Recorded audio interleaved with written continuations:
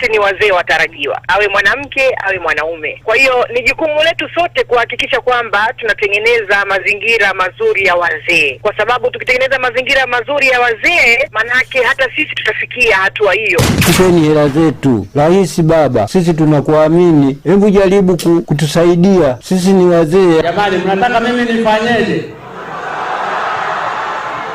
Mnataka nitumbue jipu hapa? Wangapi wanataka nitumbue jipu? This is Morning Jam, Capital Radio. This is Morning Jam, Capital Radio. This is my radio station. Capital Radio. Fahari msikilizaji. Tunakutambua hadi kuna vitu vingi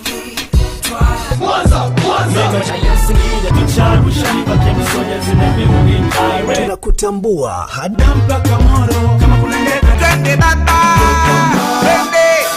tunakutambua hadi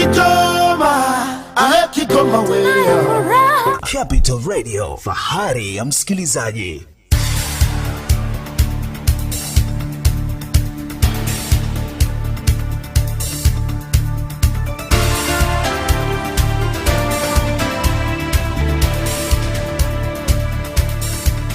Na msikilizaji na mtazamaji wa Capital Television na msikilizaji wa Capital Radio, wakati mzuri kabisa wa kuangalia kile ambacho kimeweza kuandikwa katika magazeti ambayo tunayo hapa mezani.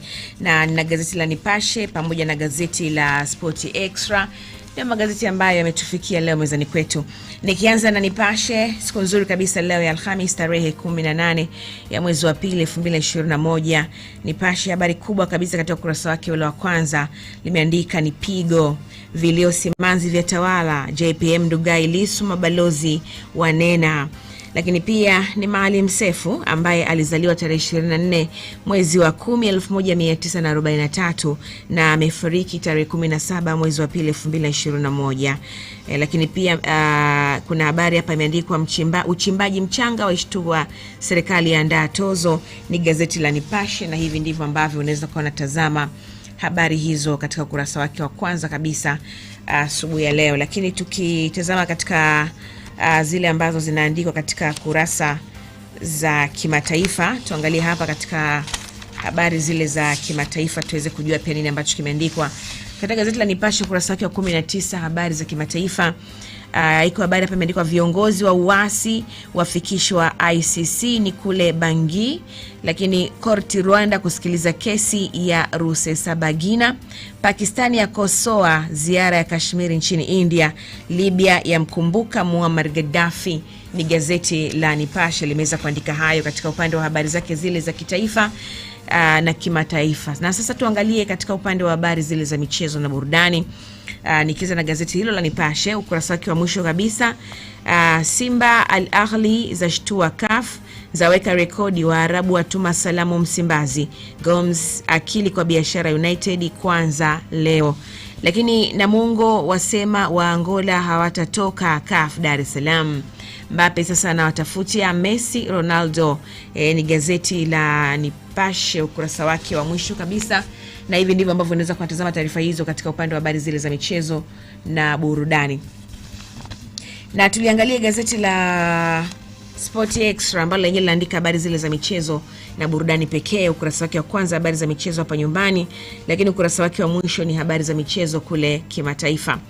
Na katika ukurasa wake wa kwanza kabisa habari za michezo hapa nyumbani tuambiwa kwamba Yanga ikibanwa na Kagera, Fiston atoweka ghafla. Lakini uongozi umeweza kufunguka na mpaka mchezo huo nakamilika, mpaka dakika zile 90 zilizopangwa za mchezo na za nyongeza, basi Kagera alikuwa na goli 3 na Yanga pia ikawa na goli 3 ambazo zimewafanya kugawana hizo point. Lakini hiki kinambeba Gom Simba.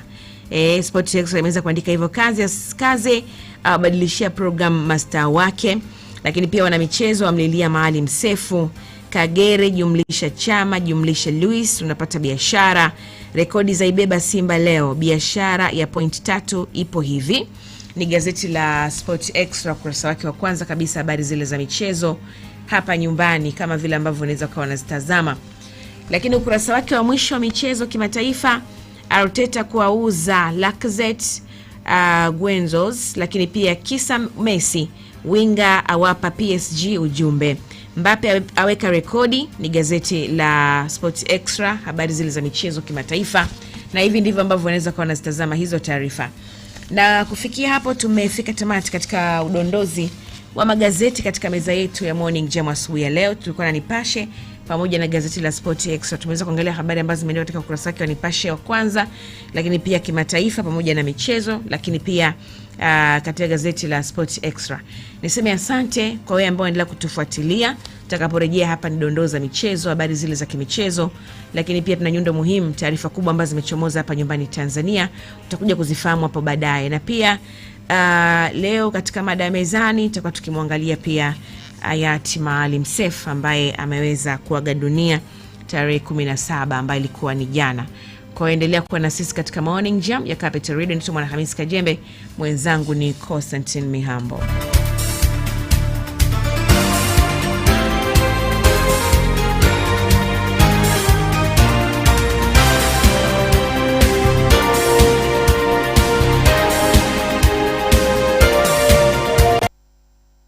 Capital Radio, the listener's pride. Tunakutambua hadi kuna vitu vingi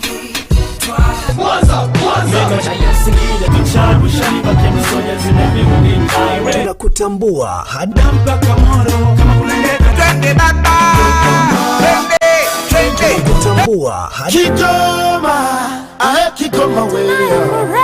Capital Radio, fahari ya msikilizaji. Hizi hela zetu mmeziweka wapi? Kenya na Uganda walilipa kiusahihi. Tanzania tu ndio sisi tunagoromiwa. Lakini wenzetu wa Kenya, basi mimi nilikuwa nafanya kazi Nairobi ya 11. Nilikuwa mhasibu grade 1. Sasa wale walipa kiusahihi bwana, lakini sisi wenzetu hawa sio bwana, walitufanyia mambo ambayo sio mazuri.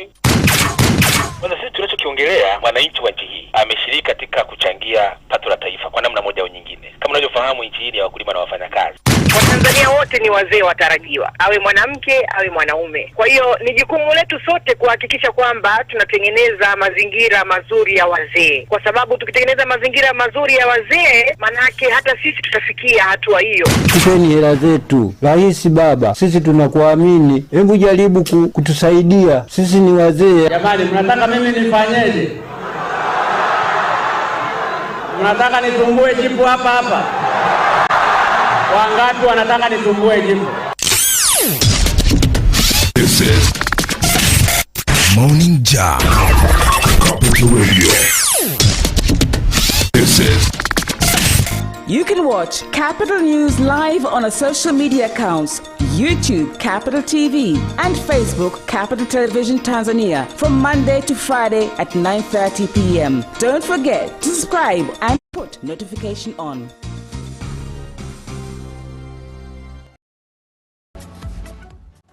Government conduct, the civil society has been driven largely underground and had to take security measures to protect themselves. And as I've mentioned, independent media has really been completely dismantled by the regime. So this is a regime that's very hostile to freedom of expression, very hostile to a free media, and increasingly hostile to internet freedom as well. And I think that's our worry here. Matthew, a final thought to you. As we watch events unfold in Myanmar, how worried are you that we are seeing a rollback of digital democracy in many parts of Asia, including Thailand and now Cambodia? Sure. This has been a rough year for freedom of expression in Southeast Asia. We've seen the crackdown on protesters in Thailand and a lot of their online protest activities. In the wake of the coup in Myanmar, there's been a lot of very stringent restrictions on internet use and internet shutdowns, blocking of social media apps, and now this in Cambodia. So I think this is a really worrying trend. And what's worrying for Southeast Asia is the export of sort of a Chinese-style approach to digital authoritarianism or restrictions on internet freedom, and that's now being replicated in many countries in Southeast Asia. It's a really huge worry. Matthew Brewer, great to get your thoughts. Thank you very much indeed for talking to us.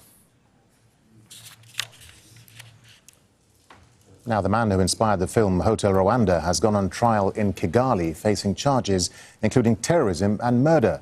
Paul Rusesabagina, who's a critic of President Paul Kagame, is accused of supporting the armed wing of the Rwandan movement for democratic change. He told the court it can't try him as he's no longer a Rwandan citizen. But prosecutors say he never renounced his nationality. Rusesabagina is credited with saving more than 1,000 lives during the Rwanda genocide after hiding people in his hotel. I am here illegally because I was kidnapped when Rwanda opened a case in Belgium. I renounced my Rwandan nationality and I have to be judged elsewhere. Well, earlier we spoke to the daughter of Paul Rusesabagina. Karine Kanimba says her father's trial is a sham. Those charges are in fact ludicrous. That's not who my father is. As a matter of fact, the Rwandan government has tried multiple times to bring about crazy charges against him. They started off by calling him a genocide denier and an negationist. That did not fit because he just made a movie about the genocide. Afterwards, they tried to say that he was funding rebel groups in the Congo. That was in 2010. That did not work.